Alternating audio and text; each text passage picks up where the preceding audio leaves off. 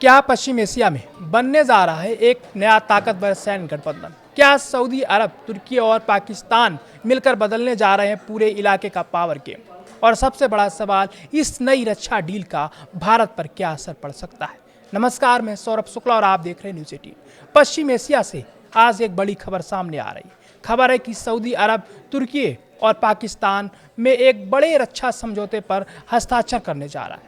बताया जा रहा है कि इस समझौते पर लंबे समय से बातचीत चल रही थी, लेकिन अमेरिका और ईरान के बीच बढ़ते तनाव ने इसकी रफ्तार तेज कर दी। यानी जिस वक्त पूरा खाड़ी क्षेत्र युद्ध और अस्थिरता की आशंका से घिरा हुआ है, उसी समय तीन बड़े मुस्लिम देश अपनी सुरक्षा को लेकर एक नई रणनीति तैयार कर रहे हैं। इस बैठक में सऊदी क्राउन प्रिंस मोहम्मद बिन सलमान, तुर्की के राष्ट्रपति रेसेप तैयप एर्दोआन और पाकिस्तान के प्रधानमंत्री शहबाज शरीफ शामिल होंगे। पाकिस्तान के सेना प्रमुख जनरल आसिम मुनीर भी इस दौरे का हिस्सा है। इससे साफ संकेत मिलता है कि बातचीत सिर्फ कूटनीति तक सीमित नहीं रहने वाली, बल्कि रक्षा और सैन्य सहयोग भी इसका बड़ा हिस्सा हो सकता है। अब सवाल है कि आखिर इस बैठक की जरूरत अभी क्यों पड़ गई? पहली वजह पश्चिम एशिया में लगातार बढ़ता तनाव, इजराइल ईरान टकराव, गाजा युद्ध और क्षेत्रीय संघर्षों ने सुरक्षा की चिंता बढ़ा दी है। ऐसे माहौल में हर देश अपनी सैन्य ताकत और अपने सहयोगियों को मजबूत करना चाहता है। दूसरी वजह ईरान की मिसाइल और ड्रोन क्षमता लगातार बढ़ रही है। खाड़ी देशों को डर है कि अगर हालात और बिगड़े तो पूरे क्षेत्र की सुरक्षा पर असर पड़ सकता है। तीसरी वजह है समुद्री सुरक्षा।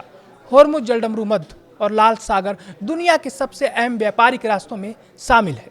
इन्हीं रास्तों से तेल और बड़े पैमाने पर अंतर्राष्ट्रीय व्यापार होता है। अगर यहाँ अस्थिरता बढ़ती है तो पूरी दुनिया की अर्थव्यवस्था प्रभावित हो जाती है। इसलिए अब ये देश सिर्फ बयान नहीं, बल्कि रक्षा सहयोग, संयुक्त सैन्य अभ्यास, खुफिया जानकारी साझा करने और रक्षा तकनीक में साझेदारी जैसे कदमों पर आगे बढ़ना चाहते हैं। क्या ये एक तरह का इस्लामिक नाटो बनने जा रहा है? फिलहाल इसका कोई आधिकारिक ऐलान नहीं हुआ है। किसी भी देश ने इसे नाटो जैसी सामूहिक सुरक्षा संधि नहीं बताया है। इसलिए अभी इसे तीन देशों के बीच रक्षा सहयोग बढ़ाने की पहल के तौर पर भी देखा जा रहा है। लेकिन इतना जरूर है कि इस समझौते ने दुनिया का ध्यान अपनी ओर खींच लिया है। अब बात करते हैं भारत की। भारत के लिए एक घटनाक्रम बेहद अहम है, क्योंकि पश्चिम एशिया सिर्फ एक क्षेत्र नहीं, बल्कि भारत की ऊर्जा, सुरक्षा और आर्थिक हितों का बड़ा आधार है। लाखों भारतीय वहाँ काम करते हैं और भारत अपनी तेल की बड़ी जरूरत भी इस इलाके से पूरी करता है। सऊदी अरब भारत का एक महत्वपूर्ण रणनीतिक साझेदार है। ऊर्जा, निवेश और आतंकवाद के खिलाफ सहयोग में दोनों देशों के रिश्ते लगातार मजबूत हुए हैं। वहीं तुर्की के साथ भारत के संबंध पिछले कुछ वर्षों में कई मुद्दों पर उतार चढ़ाव वाले रहे, खासकर कश्मीर को लेकर तुर्की के बयानों के कारण। लेकिन इस पूरे घटनाक्रम में सबसे ज़्यादा चिंता पाकिस्तान की भूमिका को लेकर है। अगर इस रक्षा सहयोग के जरिए पाकिस्तान को नई सैन्य तकनीक, ड्रोन हथियार, नौसैनिक सहयोग या संयुक्त प्रशिक्षण मिलता है, तो भारत निश्चित रूप से उसके रणनीतिक प्रभाव का गंभीर आकलन करेगा। हालांकि अभी समझौते की पूरी शर्तें सार्वजनिक नहीं हुई हैं, इसलिए किसी भी निष्कर्ष पर पहुंचना जल्दबाजी होगी।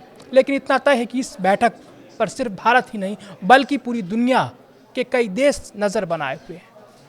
क्योंकि अगर ये रक्षा सहयोग आगे बढ़ता है तो पश्चिम एशिया की रणनीतिक तस्वीर बदल सकती है, और जब पश्चिम एशिया बदलता है तो उसका असर ऊर्जा, व्यापार, सुरक्षा और वैश्विक राजनीति तक दिखाई देता है। अब देखना होगा कि पाकिस्तान की जो बैठक होने वाली है, इसमें बैठक के बाद रक्षा समझौते तक सीमित रहती है या फिर आने वाले समय में एक नए क्षेत्रीय सुरक्षा ढांचे की शुरुआत साबित होती है। फिलहाल सबसे बड़ा सवाल यही है कि क्या ये सिर्फ तीन देशों की रक्षा साझेदारी है या फिर पश्चिम एशिया में बदलते शक्ति संतुलन की एक नई पटकथा है।